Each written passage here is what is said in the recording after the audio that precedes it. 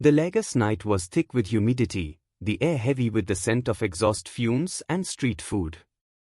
Adebayo Okonkwo's sleek black SUV cut through the busy streets, its tinted windows concealing the man whose latest app had just made him a multimillionaire at the age of 28.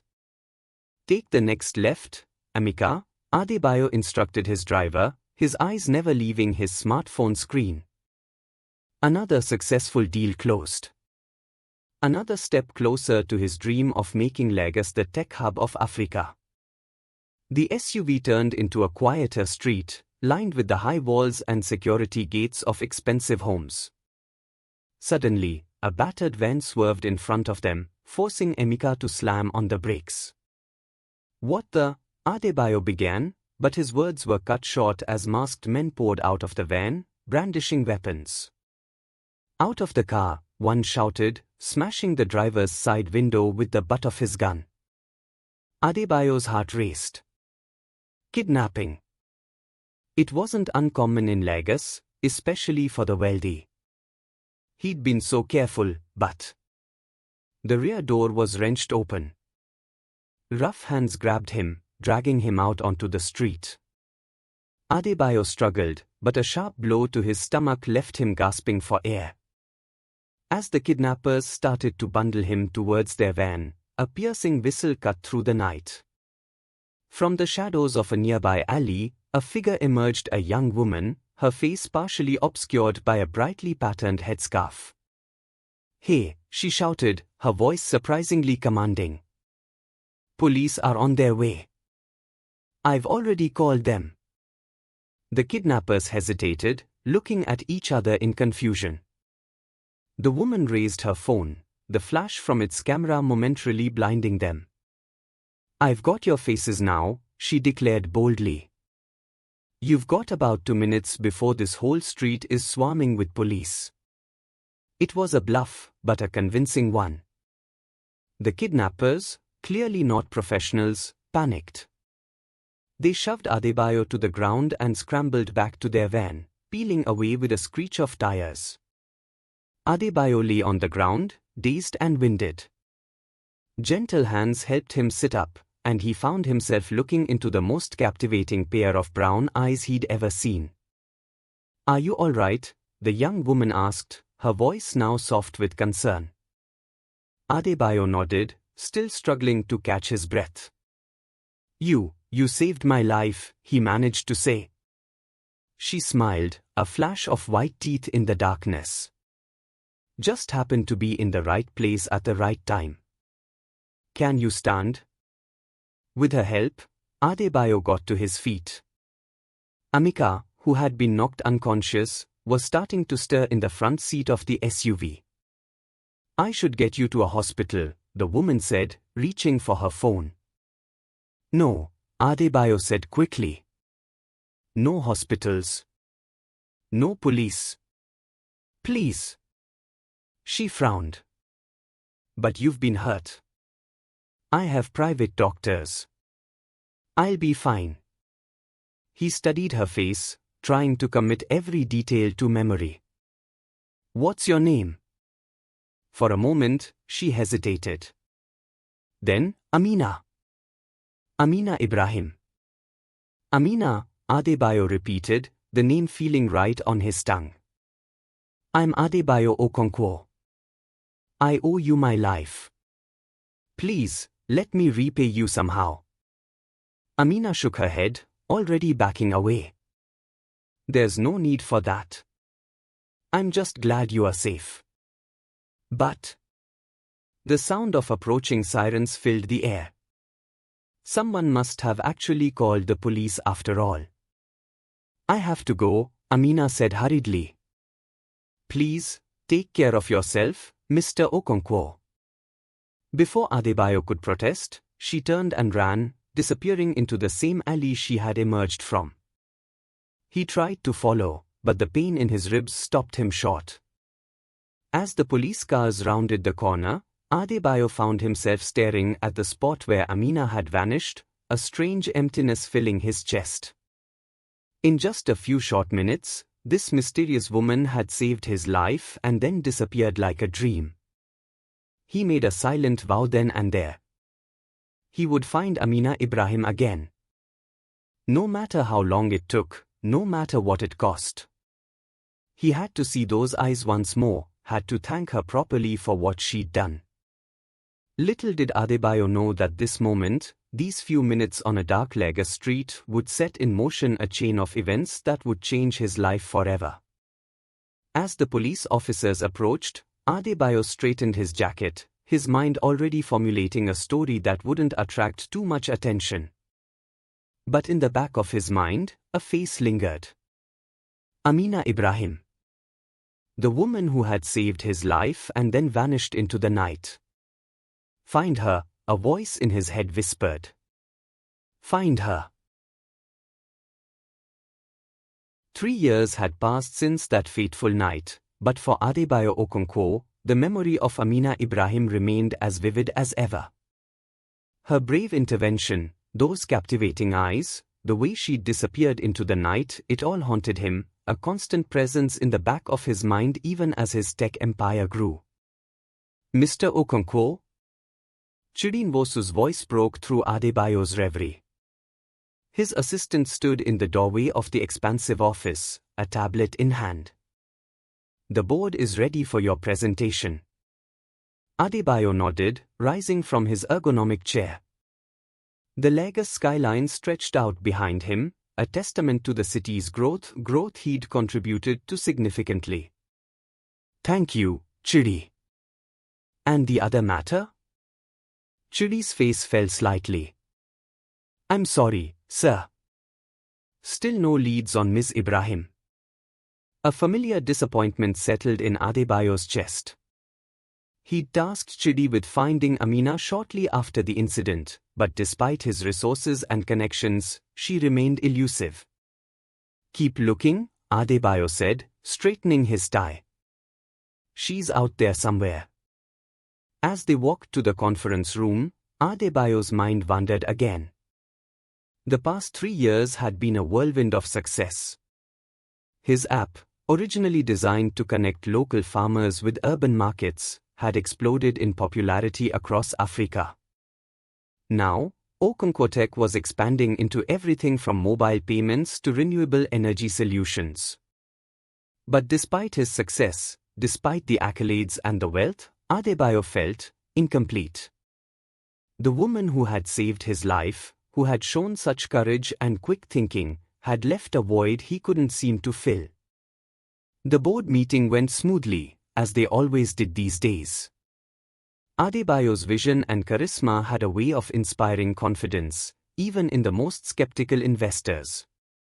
As the board members filed out, congratulating him on another successful quarter, Chidi approached with a concerned look. Sir, there's something else, he said in a low voice. About the search for Ms. Ibrahim. Adebayo's heart quickened. What is it? Chidi hesitated. We've exhausted all conventional methods. I was thinking, perhaps it's time to consider more unconventional approaches? Adebayo raised an eyebrow. Go on. There's a woman in Ajegunle. They say she has abilities. That she can find anyone, no matter how well they hide. Under normal circumstances, Adebayo would have dismissed such a suggestion outright. He was a man of science and technology, not superstition. But the memory of Amina's eyes flashed in his mind, and he found himself nodding. Set it up, he said. Discreetly. 2 days later, Adebayo found himself in a small, dimly lit room in one of Lagos' poorest neighborhoods. The air was thick with incense, and an old woman sat across from him, her roomy eyes seemingly looking through him rather than at him. You seek a lost soul, she said, her voice surprisingly strong. A woman who saved more than just your life. Adebayo leaned forward, his skepticism boring with desperate hope. Can you find her? The old woman closed her eyes, her gnarled hands moving over a collection of cowrie shells spread before her. For a long moment, there was silence. Then, her eyes snapped open. She is closer than you think, yet further than you can reach.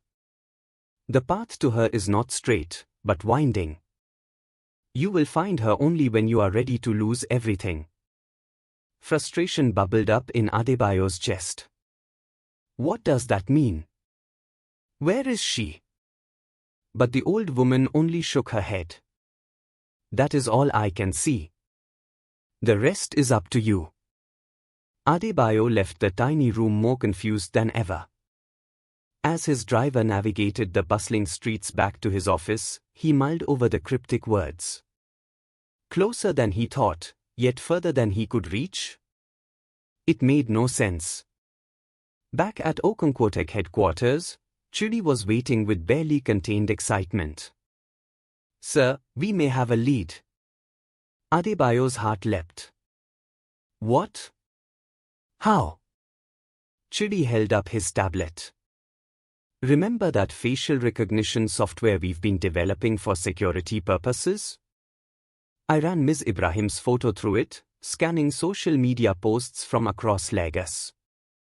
On the screen was a blurry image from someone's birthday party. In the background, barely in frame, was a face Adebayo would know anywhere. Amina. Where? He demanded. It's from a small private school in Surulere, Chidi explained. Posted just last week. The caption suggests she might be a teacher there. For the first time in 3 years, Adebayo felt a real sense of hope. Chidi, clear my schedule for tomorrow. We are going to Surulere. As he stared at the grainy image, the old woman's words echoed in his mind. You will find her only when you are ready to lose everything. What did that mean? Adebayo shook off the ominous thought. After 3 years of searching, he was close to finding Amina. Nothing else mattered. Little did he know that fate had a twist in store, one that would force him to question everything he thought he knew about love, loyalty, and the true cost of happiness. As night fell over Lagos, Adebayo stood at his office window, looking out at the city he'd helped shape. Somewhere out there was Amina Ibrahim, the woman who had saved his life and haunted his dreams. Tomorrow, he would find her. Tomorrow, everything would change. But as the old saying goes, be careful what you wish for. You just might get it. The small private school in Surulere buzzed with the energy of children at play. Adebayo sat in his parked car across the street, his heart pounding. After 3 years of searching, could Amina really be just meters away? Sir, Chidi said from the driver's seat, are you sure you want to do this yourself? I could. Adebayo shook his head. No, Chidi. This is something I need to do alone. He took a deep breath, straightened his tie, and stepped out of the car. As he approached the school gates, a security guard eyed him suspiciously. Adebayo flashed his most disarming smile. Good morning. I'm here to speak with one of your teachers. Amina Ibrahim? The guard's expression softened slightly. Ms. Ibrahim? She's in class now. You'll have to wait until break time. Adebayo nodded, trying to hide his impatience. After 3 years, what was another hour? He found a bench in the school's small garden, watching as children ran past, their laughter filling the air. It struck him how different this was from his usual environment of boardrooms and tech labs. There was a simplicity here, a joy that felt both foreign and strangely familiar. Finally, a bell rang.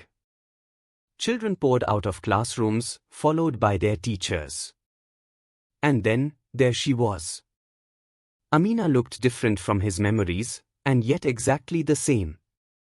Her hair was shorter now, and she wore glasses. But those eyes, the ones that had haunted his dreams for 3 years, were unmistakable. Adebayo stood, his mouth suddenly dry.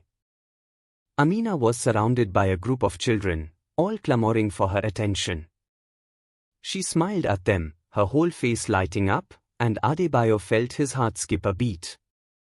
As the children dispersed, Amina looked up. Their eyes met across the playground, and Adebayo saw the moment of recognition flash across her face. "Mr. Okonkwo," she said as he approached, her voice a mix of surprise and something else he couldn't quite identify. "What are you doing here?" "Amina," he breathed, unable to keep the emotion from his voice. "I've been looking for you for 3 years." She blinked, taken aback. 3 years? But why? "To thank you properly," Adebayo said. "To repay you for saving my life. And..." He hesitated, then decided to be honest, "to see you again." A complicated expression crossed Amina's face. "Mr. Okonkwo, Please," he interrupted, "call me Adebayo." She nodded, a small smile tugging at her lips. "Adebayo. I'm flattered that you remembered me, but there's really no need for thanks. Anyone would have done the same." "No," Adebayo said firmly. "Not anyone. What you did was extraordinary. You were brave and quick-thinking, and I owe you everything. Please, let me take you to dinner. To properly express my gratitude." Amina hesitated, glancing around the playground. "I don't know. I'm very busy with work, and..." "Just one dinner?" Adebayo pressed. "That's all I ask." After a long moment, Amina nodded. "All right. One dinner." Adebayo's heart soared. "Wonderful. How about this Friday? I know a great restaurant in Victoria Island." "Friday?" Amina's brow furrowed. "I'm sorry, I can't do Friday. I have a prior commitment." "Saturday, then?" Amina bit her lip, then nodded. "Saturday works." They exchanged numbers, and Adebayo left the school feeling lighter than he had in years. He'd found her. After all this time, he'd finally found Amina. But as he slid back into his car, Chidi's expression gave him pause. "What is it?" he asked. Chidi hesitated. "Sir, while you were talking to Ms. Ibrahim, I did some further research." He handed Adebayo his tablet. On the screen was a social media post. A photo of Amina, smiling broadly, her hand resting on the arm of a handsome man. The caption read, "Excited to start this new chapter with my fiancé, Usman." Adebayo felt as if all the air had been sucked out of the car. "Fiancé," he whispered.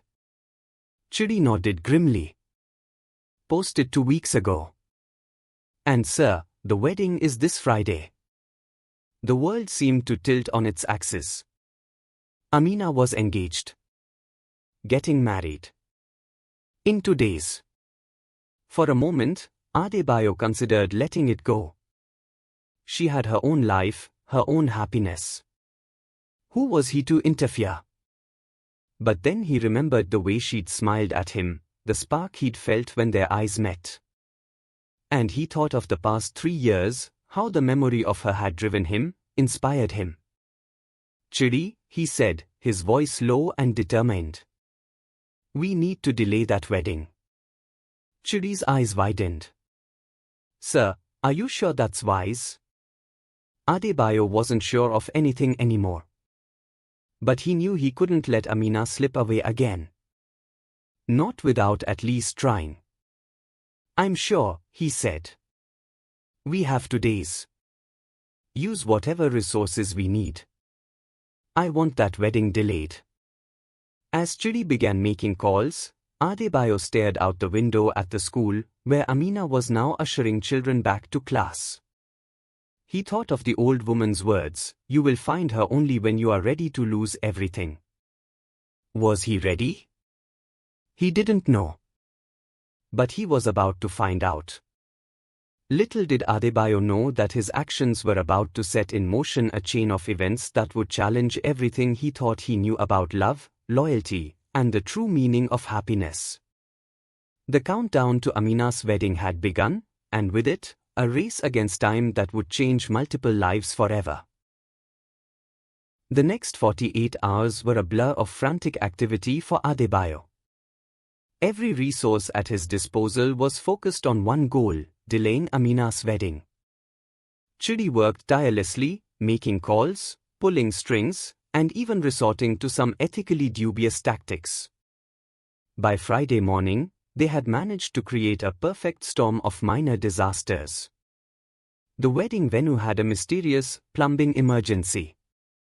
The caterer's delivery van broke down.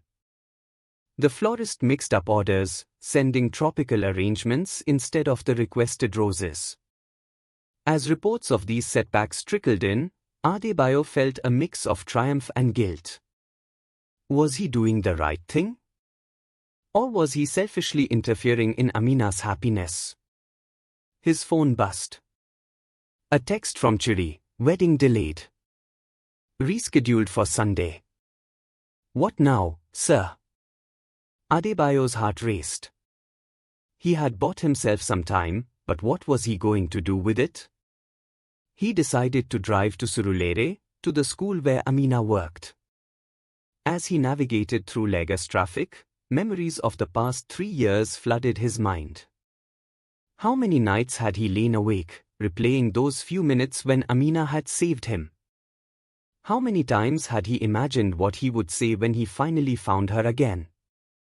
And now, here he was, on the verge of potentially ruining her wedding day. The gravity of what he was doing hit him like a physical blow. As he parked outside the school, he saw Amina leaving the building. She looked stressed, her phone pressed to her ear. Without thinking, Adebayo got out of his car and approached her. Amina's eyes widened when she saw him. "I'll call you back," she said into the phone before hanging up. "Adebayo? What are you doing here?" I heard about the wedding," he said, his carefully prepared speech evaporating. "I'm sorry about all the problems." Amina sighed, running a hand through her hair. "It's been a nightmare. Everything that could go wrong has gone wrong. We had to postpone until Sunday." Guilt gnawed at Adebayo's insides. "Maybe it's a sign," he said, before he could stop himself. "A sign?" Amina's brow furrowed. "What do you mean?" Adebayo took a deep breath. It was now or never. "Amina, I've spent the last 3 years looking for you. Not just to thank you, but because I couldn't stop thinking about you. About your bravery, your kindness, your smile. I know this is sudden, and I know you are about to get married, but I had to tell you. I think I'm in love with you." Amina stared at him, shock written across her face. For a long moment, neither of them spoke. Then, Amina's expression hardened. "Is this why you came looking for me?" she asked, her voice cold. "To confess your love 2 days before my wedding?" "I didn't know you were getting married when I started looking," Adebayo protested. "I only found out yesterday." "And what did you expect would happen?" Amina demanded. "That I'd fall into your arms and cancel my wedding?" "Adebayo, you don't even know me." Her words stung, but Adebayo pressed on. "I want to know you. Please, Amina. Just give me a chance. Have dinner with me tomorrow, like we planned.